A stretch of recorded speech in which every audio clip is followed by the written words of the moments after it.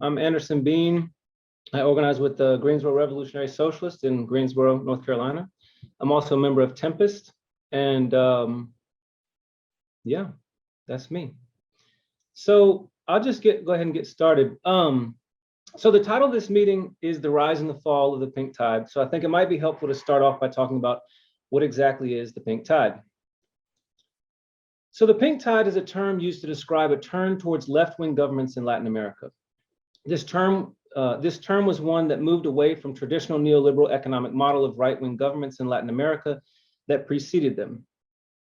The trend began with the election of Hugo Chavez in Venezuela in 1998 and spread to many other Latin American countries: Bolivia, Ecuador, Brazil, Argentina, Uruguay, Paraguay, Nicaragua, and Honduras, all elected left or center-left governments. Between 1998 and 2006, essentially every Latin American country in South America, except Colombia, elected a left or left of center government. This shift represented a move towards progressive economic policies and coincided with a parallel trend of democratization in Latin America following decades of inequality. Left-leaning governments in the mid to late 2000s improved the standard of living for millions of people through social programs that were funded largely by a commodity boom that began in 2003. The boom was driven by demand from emerging markets like China and India, as the price of primary commodities such as soy, iron ore, copper, and most importantly, oil reached new highs. In addition to increased social spending, the boom also provided these new left-leaning governments leverage against US imperial control over the region, especially as the Bush and Obama administrations were focused on their wars in the Middle East. This opportunity soon came to an end with the end of the commodities boom. By 2015, commodity prices hit a 12-year low. The slowdown in the global economy and the drastic drop in the price of basic commodities, especially oil, weakened left-leaning governments in Latin America, leading to the decline of the pink tide. So to tell the story of the rise and the fall of the pink tide, I want to backtrack a little to talk about the early 1990s. In 1990, the Latin American left was at its lowest point in modern history. This was largely a result of a series of defeats from the preceding decades. Huge layers of the left were annihilated by right-wing authoritarian regimes, a necessary step to the rollout of neoliberal restructuring of the region. In Argentina, between 1976 and 1983, the authoritarian regime disappeared 30,000 people, targeting peasant associations, urban labor unions, left-wing political parties, human rights organizations, women's organizations, and so on. The same thing happened under Pinochet in Chile, under Brazil's dictatorship, in Uruguay, in Paraguay, in Bolivia, and so on. In Central America, this took the form of a Reagan-backed counterinsurgency to defeat the massive insurgencies and guerrilla struggles in Guatemala and El Salvador, and to defeat the Nicaraguan revolution through the Contras. In Guatemala, it took on genocidal characteristics with its racialized focus on the Mayan population. 200,000 Guatemalans were killed by the mid-1980s. So in short, military dictatorships of the 1980s, US-backed military dictatorships, I should add, completely decimated the left. Again, this resolute physical military defeat of the left was absolutely necessary for understanding the subsequent decades of neoliberalism. So at the beginning of the 1990s, I think it would have been somewhat delusional to have predicted that less than 10 years later, Latin America would be on the leading edge of anti-neoliberal resistance in the world.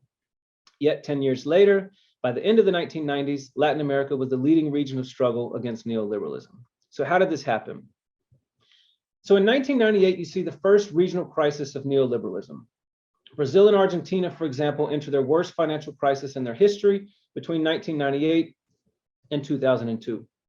In South America in particular, the aggregate GDP for the entire region was negative for the entirety of these 4 years.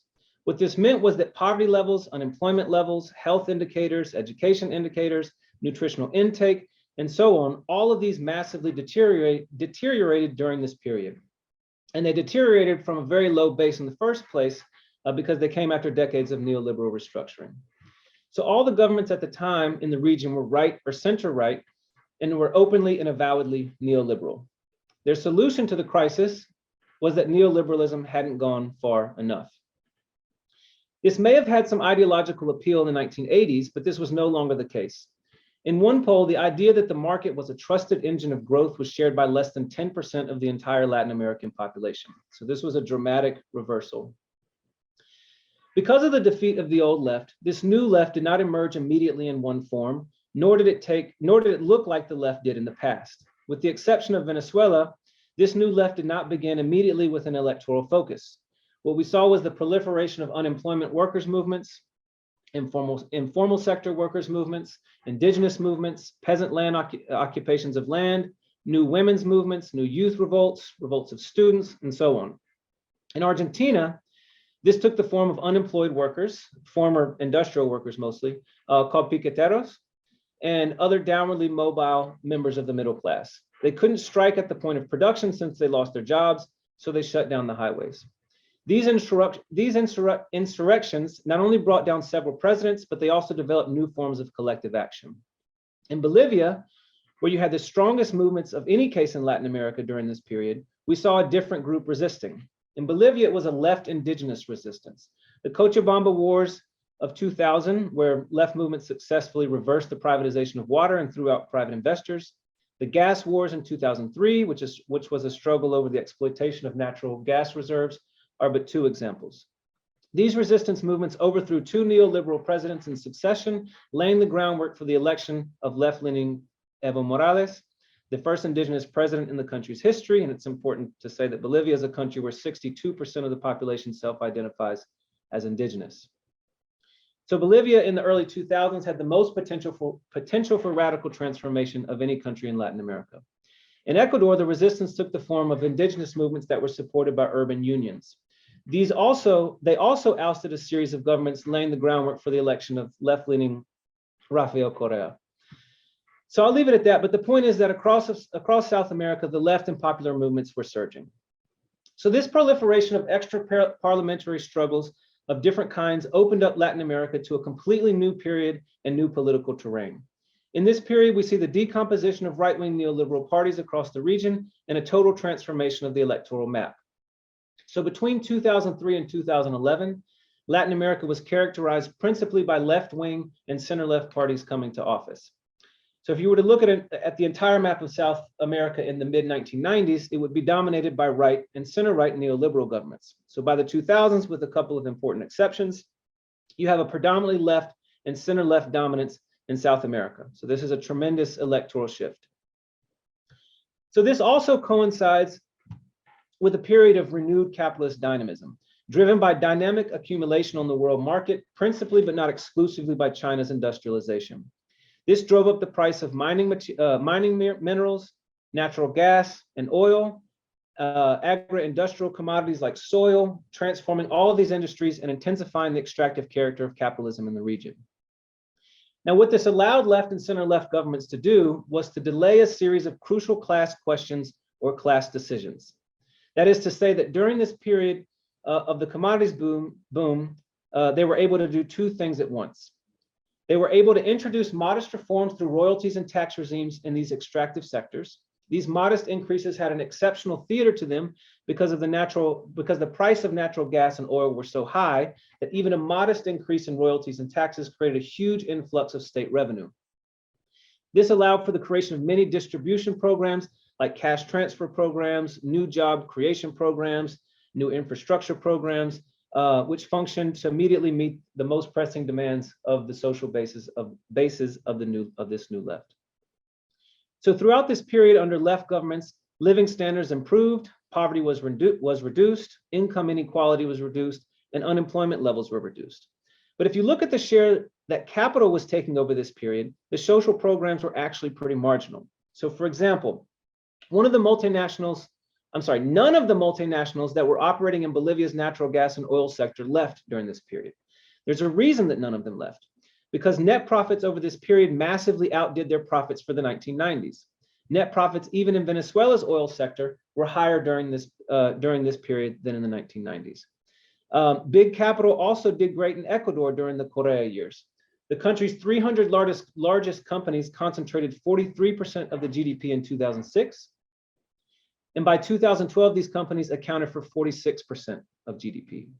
So again, while we did see poverty alleviation, we did not see any real meaningful transformation of social property relations and no transformation of these countries in the international division of labor. In fact, we saw an intensification of their position as primary producers in the International Division of Labor. In other words, because of the commodities boom, left-wing governments were able to reduce poverty and inequality and expand a variety of different important social programs without challenging capital in a serious way. The ruling class's economic power was largely untouched. Again, the way in which pink-tide governments were able to appease both capital and the popular classes and avoid and postpone these important class questions was contingent on high commodity prices. This delicate balance sustained itself until 2011 and 2012, when China's economy began to slow down. So China's rates of growth dropped to the lowest since the 1990s. Once China slowed down, the high commodity prices that sustained the pink-tide governments began to fall, and the crisis came to Latin America in a devastating way. Venezuela, for example, was devastated by the collapse of oil prices in 2014. Venezuela saw a 150% collapse in oil prices. And this is a country where 96% of total revenue of exports is constituted by oil. So this is monumental. And of course, it wasn't just oil, but also the price of soil, mining minerals were all collapsing. Brazil entered its worst recession on record, which persisted for over 4 years. At the time, Brazil's recession was the worst recession across all Latin America since the 1990s, but this time the left and center left were in power. And those delayed class decisions that I mentioned earlier was now forced upon them. So in a situation of austere state revenues, the question is, who pays for this crisis? Is it going to be the social bases that persisted the reproduction of the left in power, or was it going to be capital? So again, who paid for the crisis? Unfortunately, the decision without exception was that these left and center left governments instituted austerity packages against their own bases. Of course, not that this was simply a technocratic decision. You always have to consider balance of forces, which we'll talk about more in a little bit. But we saw massive reductions in social spending, massive reductions in job training programs, coinciding with the deceleration of their economies and higher rates of employment. So I want to give 2 examples of this. So Ecuador's flagship social program was its monthly cash transfer program called Bono de Desarrollo Humano, which in English is Human Development Bond. So this cash transfer program, or let me rephrase it. So no other country in all of Latin America spent a higher percent of their GDP on any of their cash transfer programs. This was the biggest in terms relative to GDP cash transfer program in Latin America. And compared to similar programs across the region, the Bono accounted for the highest decrease in poverty and had the greatest redistributive effect. So the point is, when the crisis came, when the commodity boom ended, what did Correa do? So by 2015, when the commodity prices fell, Correa cut the Bono budget in half. So this widely popular program, he cut in half. In Venezuela, my second example, one of its flagship programs was the Barrio Adentro program, which was a program that created thousands of free clinics across the country. And so this program was so popular that even the right-wing opposition began running for office with promises to expand this program. So again, when the commodity prices fell, decisions needed to be made. Maduro cut the Barrio Adentro funding down to zero. So that's just 2 quick examples. So as a result, these governments lost both of their social bases of support. Capital, which had learned to live with the left during periods of enormous net profits, decided with the drop of their rate of profits to return to their natural home, that is the right. Pink-tide governments at the same time were abandoned by their social bases as workers began to revolt against austerity measures. So one example of this is Dilma Rousseff's second administration in Brazil, in which she signaled to financial capital when she chose a prominent neoliberal economist trained at the University of Chicago to be her new finance minister. This was a clear attempt to appease finance capital while taking for granted and assuming, obviously incorrectly, that her traditional social bases would continue to support her government. So what happened was that she lost both of these social bases of support. Brazilian capital, which had learned to live with the PT during periods of enormous net profits, decided to return to the right when their profits dropped. So the PT in Brazil was abandoned by capital. The Workers' Party at the same time was abandoned by their own social bases as workers began to revolt against austerity measures. So the result was persistent defeats of the left and a regional shift to the right. The right returned to power electorally in Argentina and Chile, and the right returned to power through US-backed coups in Honduras, Paraguay, Brazil, and Bolivia. And even in places where the left in power survived electoral or extra constitutional challenges, they nonetheless moved quickly toward neoliberalism, austerity, and authoritarianism in response to the end of the commodity boom and declining state revenues. Maduro in Venezuela and Ortega in Nicaragua are probably the most drastic examples of this shift, but you can see this shift also taking place with Bachelet in Chile, the PT in Brazil, and Morales in Bolivia. So the problem for the right is that once they took power, they had no solution to the crisis of capitalism that persists in Latin America.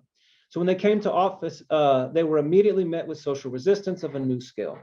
We first saw general strikes in Brazil. We saw the first general strike in Brazil in 21 years, and we also saw major strikes in Argentina. In 2019, we saw rebellions in Chile, Colombia, Ecuador, and Puerto Rico. But in the end, with the end of the current progressive cycle in Latin America, the left is now kind of at an impasse, and the political moment will likely become much darker before it gets brighter. But before I conclude, I want to say a couple things about what some people are calling a new pink tide, right? So there's been some recent left and center left electoral victories in Latin America, again, that some are calling a new pink tide. So the first thing I want to point out is that much like the first pink tide, these new electoral victories were made possible by the massive popular uprisings that preceded them. In Chile and Colombia, for example, we saw massive popular uprisings in 2019, and it was in this context that the conditions for left electoral victory over the right were made possible. Secondly, despite these electoral victories, I think the thesis that the left is in an impasse still holds true. I think that this is the case for two reasons. First is that each of these center-left governments have already made major compromises with the right, accommodated to capital, and adapted quickly to the center. We can talk more about the details of this in the discussion. Secondly, is that these governments are far from enjoying the level of hegemony the old center-left held at the height of the commodities boom. So of course, there's a whole wealth of lessons that we on the left can draw from the rise of the rise and the fall of the pink tide. But I just want to conclude by talking about two of them, as I think they're important to our context here in the United States. So the first lesson is that there's severe dangers for radical revolutionary movements to channel their efforts or even dissolve their efforts into electoral politics. In Latin America, the shift to electoral politics meant a shift in the rhythms and parameters of struggle and a moderation of many demands that had been coming from below. Left-wing movements across South America moderated their radicalism in a myriad of ways as they began participation in elections. So I'll give two quick examples of this. The first is in Bolivia. So as I mentioned before, Bolivia in the early 2000s had the most potential for radical transformation of any country in Latin America. They overthrew two successive presidents, and in the early 2000s was truly a revolutionary epoch in Bolivia. That is to say that revolution was possible. So they chose to go the electoral route. They consequently moderated their politics to become competitive electorally. They made alliances with sectors of capital, which eventually changed the class character of the movement and therefore changed the politics of the movement. You can see other examples all over Latin America. The PT in Brazil, which in the 1980s was one of the largest and most radical movements in Latin America, today is carrying out neoliberal reforms in the name of socialism. So although at their peak, the pink tide governments delivered much needed reforms that ended up defanging the movements that brought them to power. Independent militant movements were decapitated as their leaders were increasingly absorbed into the state apparatus and became institutionalized by that apparatus. You could, this is made clear by looking at strike figures, for example. What you see is a drop in all strike figures and a drop in all movement activity during the period of 2003 to 2011. So the ability to struggle independently for class aims was severely diminished. And the long-term result is that rather than pushing for radical and revolutionary transformations of society, what you have is what Eduardo Guñas calls compensatory states, in which wealth is redistributed, but it doesn't change society's underlying class structure or seriously confront profitability and property, a model that depends on strong commodity prices. And of course, we saw what happened there. So for these pink tide governments, modest reforms became ends in themselves, rather than the basis for more audacious structural ruptures with the existing order. So these left governments channeled the momentum of social change from below, rather than encouraging an ongoing rebalance of class forces that would favor the laboring classes. So because social movements had been institutionalized and integrated into the state, when crisis hit, they were not well positioned to push for an alternative to austerity that the ruling parties embraced. In the end, left governments cannot capture the capitalist state's existing apparatuses and straightforwardly retool them for any purpose besides the reproduction of capitalist society. So as everyone here has heard a million times, as Audre Lorde said, the master's tools will never dismantle the master's house. So the second lesson is that capitalism can't be regulated. You can't reform your way out of capitalism. You can't regulate your way out of capitalism. No capitalist society can avoid crisis. It's inherent to the system. So for a few years after the 2008 financial crisis that hit the United States, various social democratic commentators who were sympathetic to pink tide governments were saying that because the crisis hadn't yet hit these left and center left governments, that they had regulated their way out of capitalist crisis. They argued that there was a possibility for counter-cyclical spending as a way to avoid capitalist crisis. But again, by 2012, it became clear that Latin America, like that of every other country in the world, was not somehow external to this crisis. Regardless of the poverty alleviation programs, the healthcare programs, the redistribution programs, and all the other social programs implemented, regardless of the fact that these governments were left-wing, and some were center-left, and many of them came from real, genuine, radical left tradition, because none of these left governments really confronted capitalism and the capitalist mode of production and profitability, they all ended up facing severe economic crises that are inherent to capitalism, that resulted in the decline of left governments and an end of an era that once provided so much hope and potential. So again, I think that, just to conclude, the political moment will likely become much darker before it gets brighter. But if we learn from failures and successes of the pink tide and draw out the right lessons from these struggles, I think we'll be in a much better position to win the next time around. Thanks.